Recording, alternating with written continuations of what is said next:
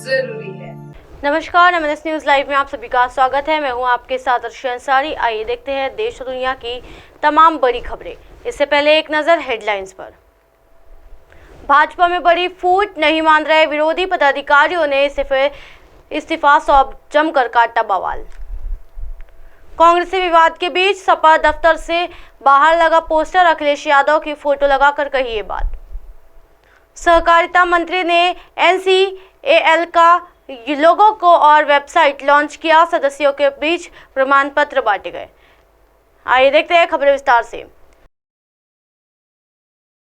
भाजपा में बड़ी फूट, नहीं मान रहे विरोधी पदाधिकारियों ने इस्तीफा सौंप जमकर काटा बवाल। जी हां, राजस्थान विधानसभा चुनाव को 1 महीने से भी कम वक्त बचा है। इससे पहले पार्टी अपने उम्मीदवारों को चुनावी मैदान में उतार रही है। ज्यादातर सीटों पर घोषित कर चुके उम्मीदवारों को लेकर कई जगहों पर विरोध की सुर भी उठने लगी है।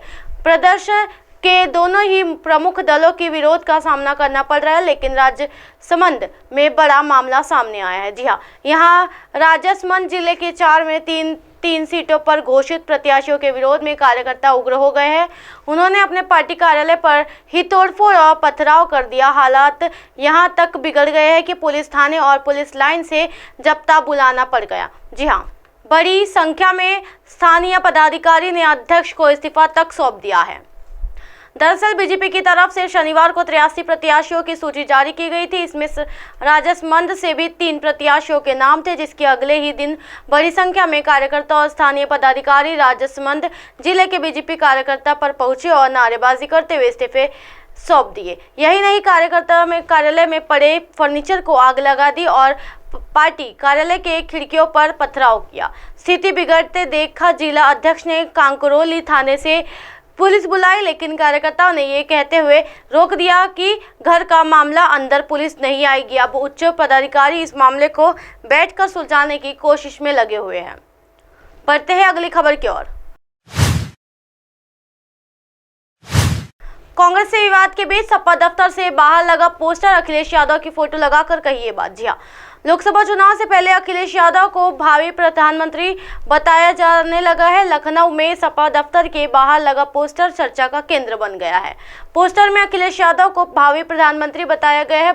बता दें कि सपा लोकसभा चुनाव की तैयारियों में जुटी है। लोकसभा के रण में उतरने पहले कार्यकर्ताओं को प्रशिक्षित करने का काम अखिलेश यादव भी कर रहे हैं। बूथ, सेक्टर और जोन प्रभारियों से सीधे संवाद कर सपा मुखिया संगठन को धार देने से जुटे हैं। समाजवादी पार्टी इंडिया गठबंधन का प्रमुख घटक दल है। अखिलेश यादव के पक्ष में बैटिंग करने वाले सपा प्रवक्ता फखरुल हसन चांद ने उनकी तरफ से लगाए गए पोस्टर में अखिलेश यादव को प्रभावी प्रधानमंत्री बताया है।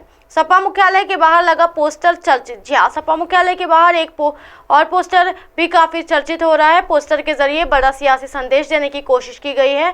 बदला है कि पूरी बदलेगी देश के नारे लोकसभा चुनाव की झलक साफ दिखती है। होर्डिंग में अखिलेश यादव के कार्यालय की भी तारीफ की गई है। हाल ही के दिनों में कांग्रेस और सपा की कला सतह पर उभर सामने आ चुकी है। दोनों पार्टियों के बीच जमकर बयानबाजी हुई थी। सोशल मीडिया पर चल रही जंग के बीच सपा का पोस्टर इंडिया गठबंधन पर दबाव की राजनीति का काम कर रहा है। जी हाँ, अखिलेश यादव को प्रधानमंत्री बताने की होड़। सपा नेता जयराम पांडे की तरफ से लगाए गए पोस्टर पर अखिलेश यादव के कार्यकर्ताओं को बेहतर बताने की कोशिश की गई है। अखिलेश यादव को भावी प्रधानमंत्री बताने वाले फखरुल हसन चांद ने सफाई दी है। उन्होंने कहा है कि अखिलेश यादव के जन्मदिन 1 जुलाई को पड़ता है। कार्यकर्ता अखिलेश यादव के प्रति प्यार और सम्मान का प्रदर्शन कई बार जन्मदिन मनाकर करते हैं। फखरुल हसन चांद ने कहा है कि आज 23 अक्टूबर को कुछ नेता और कार्यकर्ता सपा मुखिया का जन्मदिन मना रहे हैं। कार्यकर्ताओं की कामना है कि अखिलेश यादव देश के प्रधानमंत्री बनकर लोगों की सेवा करें। बढ़ते हैं अगली खबर की ओर। सहकारिता मंत्री ने एनसीएल का लोगों को वेबसाइट लॉन्च किया, सदस्यों के बीच प्रमाण पत्र बांटे गए। जी हां, केंद्रीय गृह मंत्री सहकारिता मंत्री अमित शाह ने national cooperative for export limited यानी एनसीईएल के लोगों को वेबसाइट और ब्रोशर लॉन्च किया है। इसके साथ ही केंद्रीय मंत्री एनसीएल के सदस्यों को सदस्यता प्रमाण पत्र भी वितरित किए हैं। इस मौके पर केंद्रीय मंत्री पीयूष गोयल भी कार्यक्रम में उपस्थित थे।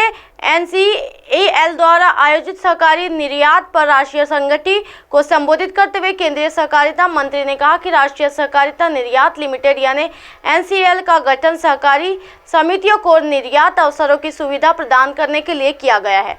उन्होंने कहा, हमारे देश में बहुत सारे किसान अब जैविक खेतों की ओर रुख कर रहे हैं। पीएम मोदी ने जैविक खेतों की बढ़ावा देने के लिए कई पहल की है और मुझे ये कहते हुए खुशी हो रही है कि 12 लाख से अधिक किसान पहले ही पंजीकृत हो चुके हैं। जी हाँ, उन्होंने कहा, हमारे शास्त्रों में लिखा है कि महान नवमी का दिन शुभ होता है। आज इस शुभ अवसर पर नेशनल कोऑपरेटिव एक्सपर्ट लिमिटेड की औपचारिक शुरुआत हो रही है।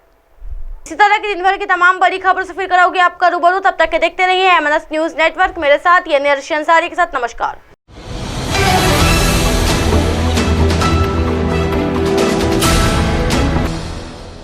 ये है MNS न्यूज नेटवर्क और आप देख रहे हैं MNS न्यूज।